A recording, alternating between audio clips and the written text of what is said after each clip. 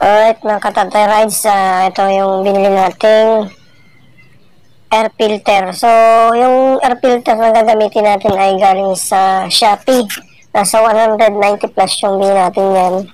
Imitation lang siya ng air filter. Yung original natin, Honda Click V3 na air filter ay nasa loob pa, hindi pa natin natatanggal. So, nilagyan natin ng oil para masala pa rin yung dumi na papasok sa ating airbox. So, mas maganda merong ganyan para talagang kapit na kapit. So, yun, tatanggalin natin yung cover ng airbox natin. Talagyan natin yung imitation na air filter natin.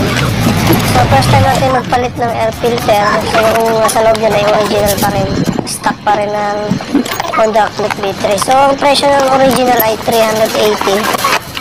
So, yung naman ay 190 plus sa TikTok or Shopee o Lazada. So, yung pagkakaiba lang yung yung itsura niya. Kasi wala siyang parang hook sa loob. Yung original kasi yung air filter, meron siyang parang hook sa loob. Yung sa likod. Yung isa wala. Pero swak na swak pa rin naman Basta pipilay nyo lang yung pang Honda Click na air filter. So yun, nilisa muna ito yung airbox natin bago natin ilagay yung bagong air filter. So pangalawang first time ko magpalit niya ng air filter. So lalagay na natin yung So siguro natin malinis yung airbox natin. Walang mga dumi-dumi para at least siya. Ayan, sinabon ko yung kanina Hindi ko pa nakita yung gugas natin. So yan, nalagay natin. Sukat na sukat naman yung air filter na galing sa online. May pagkakaiba lang talaga siya. Yung likod, wala siyang parang yung square marang hook. So yan, babalik na natin. I-scroll natin yung Kasi laking tipid din yung kung kaya na lang ang gagawa.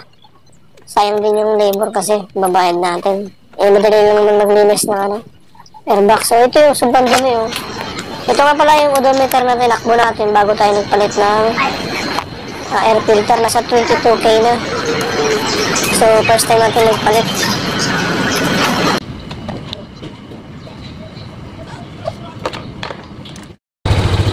So wala na yung ingay ng makina mga katatay rides Nung hindi ko pa siya pinapalitan ng air filter, yung sobrang dumi na.